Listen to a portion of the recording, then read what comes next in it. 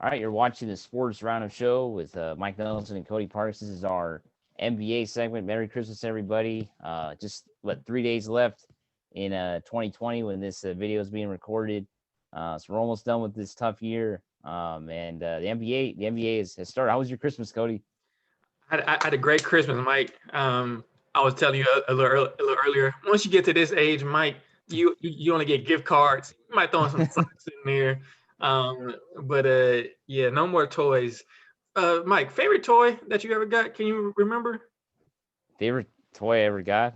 Man, I got a train set one time. I remember. I got. Oh yeah, I think I got like a Hot Wheels, like an actual like a racetrack thing, Oh, the like an one orange, that's those tight. orange ones. That's Remember tight. those? Yeah, I got that when I was a kid. I Yeah, like that. Like that. But yeah, yeah, um, yeah, great Christmas. Happy New Year to everyone. yeah. Um, Happy New Year, everybody. Last uh, show of the year, right?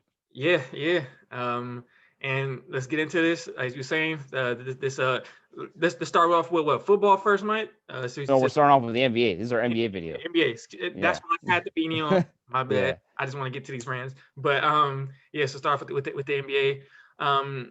Lakers, of course, we got to start off with the Lakers right now, 2-2 since our last show, Mike. What you think, Mike? So to me, from what I heard from last night, from what Damian Lillard said, he knows that the Lakers was going to start off slow this year because they had a short turnaround. So he wanted to start off fast and whatnot. So is that what you're seeing so far, Mike? Yeah, I mean, I'm seeing that the Lakers, they they start out a little slow, 2-2, but I also think the whole NBA is kind of wide open right now, right? So we're not really, it's too early right now to know, really like well, we know who the contenders are, right? But I mean, you can't really look too much into these games yet because I think it's too early right now. Everybody's still kind of like it's just the extension of the preseason. It looks like for a lot of teams.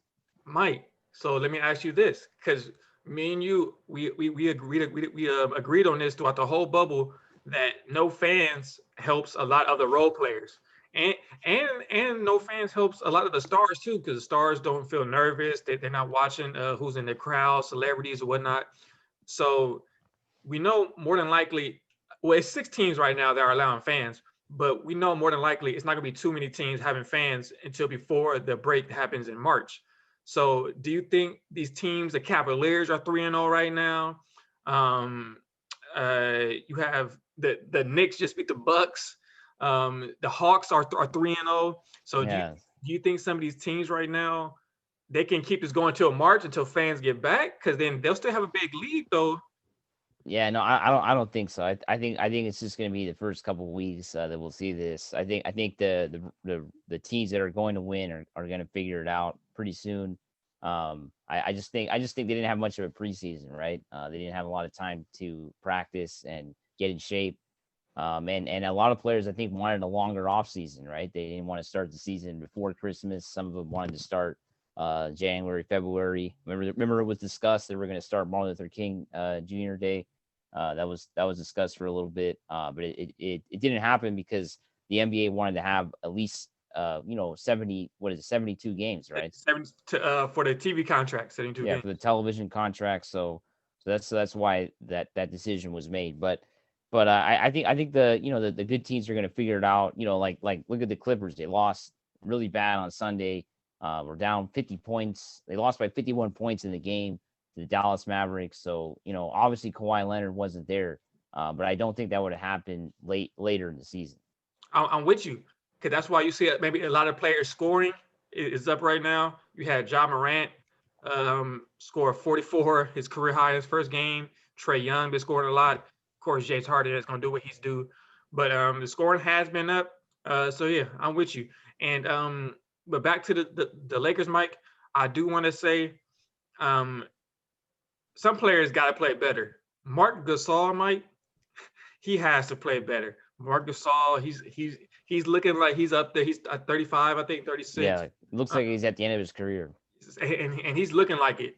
So a lot of players got to play better right now, so you won't fall too far behind though. So Yeah, and then you got to also think the Lakers made so many changes, right? Despite winning the championship, they pretty much brought a whole new team out to the season this year. You know, brand new bench, a couple new starters, right? So they're a brand new team. It's going to take a little bit for them to kind of get used to, get used to playing with each other, and all that, right? I mean, it's going to take a while. I think last season, early on, I don't know if you remember, they looked a little flat as well, especially defensively. So they took a little bit to get it going. And then by the playoffs, it looked like they had perfected that, and that's why they won the championship. So to your point, how they look bad defensively, with this year's defensive team um, is maybe weaker than last year's because you don't have the shot blocking, the rondos. So this, so it could take a little longer. You have Montrezl Harrell, but he likes to take charges. Marc Gasol, he doesn't get too many block shots. So this defensive team will probably be take longer to get together. So Yeah, yeah. I think it's going to take a little bit, but I wouldn't look too much in these games. Yesterday, they lost to the Portland Trailblazers. We know Damian Lillard always seems to play very well bad boy. when he comes to Staples Center. Really steps up his game, and that's what happened yesterday. And the Lakers also really missed Alex Caruso, who was out because he is on the COVID list. Mike, and to your point, you probably saw the stat yesterday, but for the minimum of 10 games in the history of the NBA, Damian Lillard is only behind Michael Jordan in the most points scored against the Lakers at 27 per game. I think like 27.8 or something. But so Damian Lillard, he loves playing the Lakers. I know he was a big Kobe fan growing up. That may be has something to do with it. Last night he said that it's because they like to double team him a lot, so it puts more pressure on him to score. So and he was saying that he likes that pressure. But Damian Lillard, he plays hard versus Lakers. So my question to you, Mike, 1 week in, do you see the Lakers finishing first, second? What do you see? I know it's only been a week, but Yeah, I think it's too early right now to really make a. I think it's way too early right now to know. Yeah, I'm not gonna pick a positioning yet. I do think they'll be in the top four for sure, right? I mean, looking at the West, I do think they're definitely in the top four. But I think a lot of things still have to be worked out, on the team to get to that next championship level, right? Because even though they won the championship last year, you can't. This is a brand new team, right? So I think they have to definitely work on their defense, right? Their defense hasn't been very good. I look at Christmas Day against the not Christmas Day, the first game of the season against the Clippers last Tuesday. They really struggled defensively against the Clippers. nah, I'm with you on that. And they were saying it last night during the broadcast. A lot of teams are going to be gunning for him. They already gunning for him because they're the Lakers. They're gunning for him because LeBron James. But Yeah. now because they won a championship. And if you ever noticed throughout any time throughout the history of the NBA, whoever wins the championship that next season, every team is going to play you hard as heck, and they're going to come out. It could be the worst team from last year, who was still the worst team the next year. They still will come out playing hard. So they gonna get every team shot coming up. And I do want to mention, because we are talking about records, this season, how these games are going to be played, as far as like when and where, that might play a factor in too, Mike. Because the next 4 games for the Lakers are against the same 2 teams back to Yeah. back. Wednesday and Friday, they play the Spurs. They play Spurs Wednesday and then Friday. Excuse me. Wednesday and Friday. Wednesday, Friday. Yeah. And then they play the Grizzlies Sunday and Tuesday. So Yeah.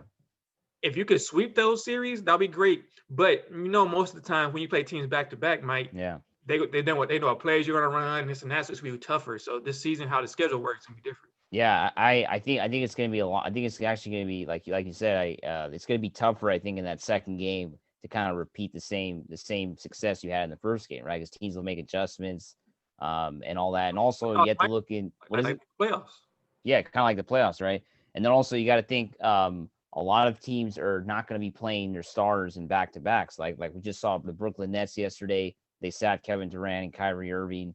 We're going to see that, the Lakers, they haven't done that yet. LeBron played in back-to-back games, but later on during the year, we might see him sit out that second or first game. So that will also play into things. But yeah, this format of scheduling the same team back to back games, it's obviously being done because of travel restrictions. Well, not travel restrictions, but just to lessen travel. But I don't know. I don't think they will do this moving forward because I think a lot of teams, you know, just in sense of selling tickets and stuff like that. I don't think having back to back games against the same team is something that's going to stay.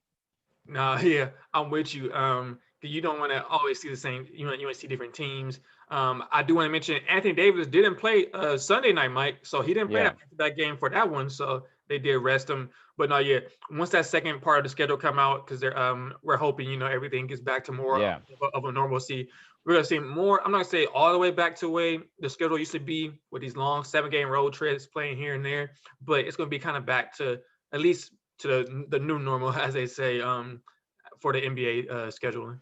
yeah. I think we're gonna see, like kind of like the way it used to be. Well, not exactly like you said the way it used to be. We're gonna see, I think, a lot of the old way of scheduling games. But yeah, this first half of the NBA season is gonna be, I think, a challenge for a lot of the teams. Because they never played like this before, right? This kind of format of not traveling and a lot of back to backs. But I think I think the good teams will get through it. I think if you're a bubble team like the Memphis Grizzlies, who just had Jay Morant go down for 3 to 5 weeks, this is going to really affect them, right? Because I think this was going to be their opportunity to kind of get off to a good start. 2 games against the Lakers next week. It's going to be they're going to be huge underdogs now, missing their best player. And that's a good point, Mike. That's what I was trying to say like a little earlier. These teams, these young teams, with no fans right now, this is their best chance to try to get a big enough lead. So when fans do start coming back, or Or at like, least get into the top 8, right? At least yeah. get into the top 6, right? So I mean, and then just like to your point earlier, or when these teams start to get their legs underneath them because they didn't have no preseason. Once they start to get that chemistry, if they create that big enough lead, then like you said, at least get to the top 8, so they can try to make the playoffs. So like you mentioned, the Grizzlies, who else? Minnesota, the Kings right now are the 6th seed. So Pelicans, I know Pelicans. Some teams people were expecting them to make anyway. Timberwolves. I know Karl Anthony Towns just went down, so um, this is their best chance to get one of these top spots. All right, so I want to thank everybody for watching our NBA segment.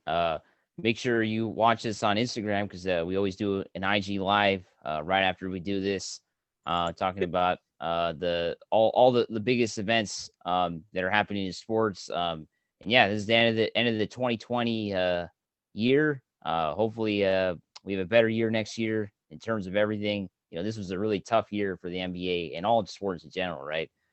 So yeah, hope for a better 2020. Happy New Year, everybody.